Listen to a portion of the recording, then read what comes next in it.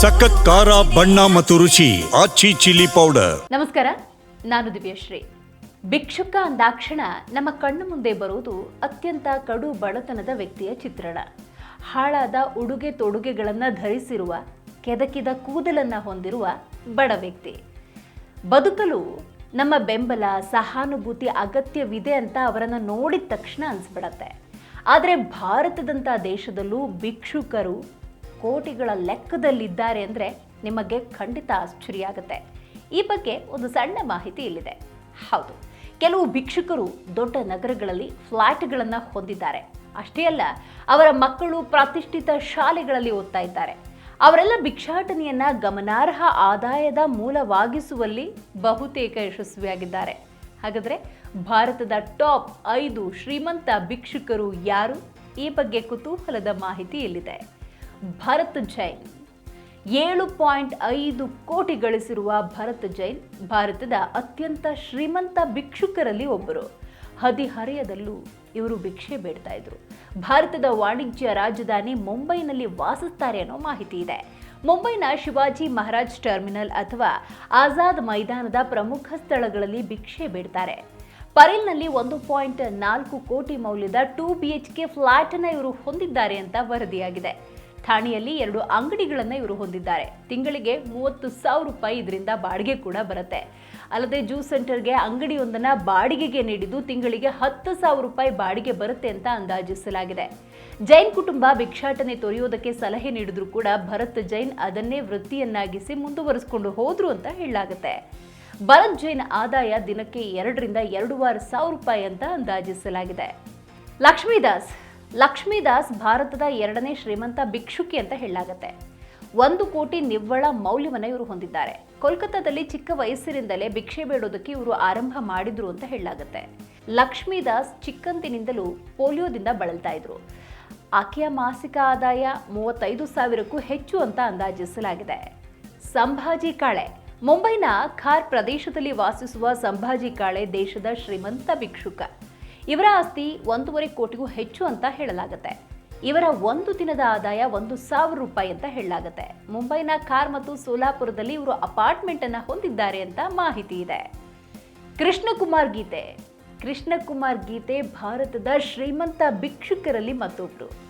ನಲ್ಲಾ ಸೋಪಾರದಲ್ಲಿ ಸುಮಾರು 7 ಲಕ್ಷ ರೂಪಾಯಿ ಮೌಲ್ಯದ ಮನೆಯನ್ನು ಹೊಂದಿದ್ದಾರೆ. ಇವರು ತನ್ನ ಸಹೋದರನೊಂದಿಗೆ ವಾಸಿಸ್ತಾ ಇದ್ದಾರೆ ಎನ್ನುವ ಮಾಹಿತಿ ಇದೆ. ಇವರ ದಿನದ ಸರಾಸರಿ ಆದಾಯ 1,000 ರೂಪಾಯಿಗೂ ಹೆಚ್ಚು.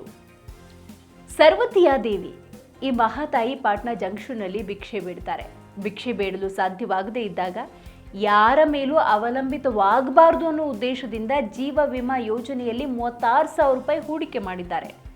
ಇನ್ನು ಸರಾಸರಿಯಾಗಿ ಸರ್ವತಿಯಾ ದೇವಿ ಪ್ರತಿ ತಿಂಗಳು 50,000 ರೂಪಾಯಿ ಗಳಿಸ್ತಾರೆ ಎನ್ನುವಂತ ಮಾಹಿತಿ ಇದೆ. ನೋಡಿದ್ರಲ್ಲ, ಭಾರತದಲ್ಲಿ ಮಧ್ಯಮ ವರ್ಗದ ವ್ಯಕ್ತಿಗಿಂತ ಹೆಚ್ಚು ಆದಾಯ ಗಳಿಸುವ ಅತ್ಯಂತ ಶ್ರೀಮಂತ ಭಿಕ್ಷುಕರಿದ್ದಾರೆ ಅನ್ನೋದು ನಂಬೋದು ಕಷ್ಟ. ಭಿಕ್ಷಾಟನೆಯ ಕ್ಷೇತ್ರವನ್ನ ವೃತ್ತಿಪರ ಗಳಿಕೆಯ ಮೂಲವನ್ನಾಗಿ ಇವರೆಲ್ಲರೂ ಕೂಡ ಮಾಡಿಕೊಂಡಿದ್ದಾರೆ. ಆದರೆ ಭಾರತದಲ್ಲಿ ಭಿಕ್ಷುಕರ ನಿಖರ ಸಂಖ್ಯೆ ಅಂದಾಜು ಮಾಡುವುದು ಕಷ್ಟವಾದರೂ 2011ರ ಜನಗಣತಿಯ ಪ್ರಕಾರ ಸುಮಾರು 4 ಲಕ್ಷಕ್ಕೂ ಅಧಿಕ ಭಿಕ್ಷುಕ ಕುಟುಂಬಗಳಿದ್ದು, ಇದರಲ್ಲಿ ಪಶ್ಚಿಮ ಬಂಗಾಳ, ಉತ್ತರ ಪ್ರದೇಶ, ಆಂಧ್ರ ಪ್ರದೇಶಗಳಲ್ಲಿ ಹೆಚ್ಚಿನ ಸಂಖ್ಯೆ ಅಂತ ಹೇಳಲಾಗುತ್ತೆ. ಆದರೆ ಇತ್ತೀಚಿನ ಅಂಕಿಅಂಶಗಳು ಮತ್ತು ಸಮೀಕ್ಷೆಗಳು ಗಣನೀಯವಾಗಿ ಈ ಸಂಖ್ಯೆ ಹೆಚ್ಚಾಗಿದೆ ಅನ್ನೋದನ್ನು ಸೂಚಿಸುತ್ತೆ. ಇತ್ತೀಚಿನ ವರದಿಗಳ ಪ್ರಕಾರ 7 ಲಕ್ಷಕ್ಕೂ ಅಧಿಕ ಭಿಕ್ಷುಕರು ಅಂತ ಅಂದಾಜು ಮಾಡುತ್ತೆ. ಈ ಸಂಖ್ಯೆ ಬಡತನ, ನಿರುದ್ಯೋಗ, ಮಾಫಿಯಾ ಜಾಲಗಳೊಂದಿಗೆ ಸಂಬಂಧವನ್ನು ಹೊಂದಿವೆ. 2011ರ ನಂತರ ಯಾವುದೇ ಜನಗಣತಿ ಆಗದ ಹಿನ್ನೆಲೆಯಲ್ಲಿ 2011ರ ಜನಗಣತಿಯನ್ನು ನಾವು ಪರಿಗಣಿಸಬೇಕಾಗುತ್ತೆ. ಈ ನಿಟ್ಟಿನಲ್ಲಿ 6.69 ಲಕ್ಷ ಭಿಕ್ಷುಕ ಕುಟುಂಬಗಳು ಮತ್ತು ಸುಮಾರು 4 ಲಕ್ಷ ಭಿಕ್ಷುಕರು ಅಂತ ಅಂಕಿಅಂಶಗಳು ಹೇಳ್ತವೆ. ಇನ್ನು 2021ರ ಅಂದಾಜು ಮಾಹಿತಿಯನ್ನು ನೋಡೋದಾದರೆ ಕೇಂದ್ರ ಸರ್ಕಾರ ಸುಮಾರು 4 ಲಕ್ಷ ಭಿಕ್ಷುಕರಿದ್ದಾರೆ ಅಂತ ಹೇಳಿತ್ತು. ಆದರೆ ಇದನ್ನು ಕೂಡ ನಾವು ಹಳೆಯ ಅಂಕಿಅಂಶ ಅಂತ ಪರಿಗಣಿಸಬೇಕಾಗತ್ತೆ. ಹಾಗಾದರೆ ಇತ್ತೀಚಿನ ವರದಿಗಳು ಏನು ಹೇಳುತ್ತೆ? ಸದ್ಯಕ್ಕೆ 2023-24ರ ಅಂಕಿಅಂಶವನ್ನು ನೋಡೋದಾದರೆ ದೇಶದಲ್ಲಿ 7.3 ಲಕ್ಷ ಭಿಕ್ಷುಕರಿದ್ದಾರೆ ಅಂತ ಅಂದಾಜಿಸಲಾಗಿದೆ. ಇದು 2011ರ ಆ ಸಂಖ್ಯೆಗಿಂತ ಗಣನೀಯವಾಗಿ ಹೆಚ್ಚಾಗಿದೆ.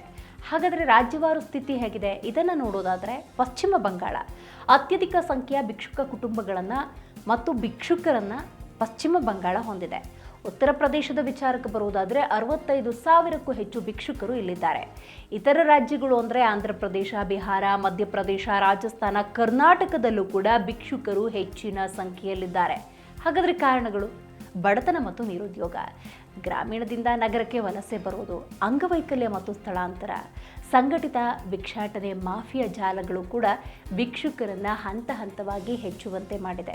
ನೋಡಿದ್ರಲ್ಲ, ಇವತ್ತಿನ ಈ ಕಾರ್ಯಕ್ರಮದಲ್ಲಿ ಅತಿ ಶ್ರೀಮಂತ ಭಿಕ್ಷುಕರು ಮತ್ತು ಭಾರತ ದೇಶದಲ್ಲಿ ಭಿಕ್ಷಾಟನೆ ಮತ್ತು ಭಿಕ್ಷುಕರ ಸಂಖ್ಯೆ ಹೆಚ್ಚಾಗುವುದಕ್ಕೆ ಏನು ಪ್ರಮುಖ ಕಾರಣ ಅನ್ನೋದನ್ನು ತಿಳ್ಕೊಂಡ್ರಿ ಅಂತ ಭಾವಿಸ್ತಾ ನೋಡ್ತಾ ಇರಿ ಜಿ ಕನ್ನಡ ನ್ಯೂಸ್, ಸತ್ಯವೇ ಸುದ್ದಿಯ ಜೀವಾಳ.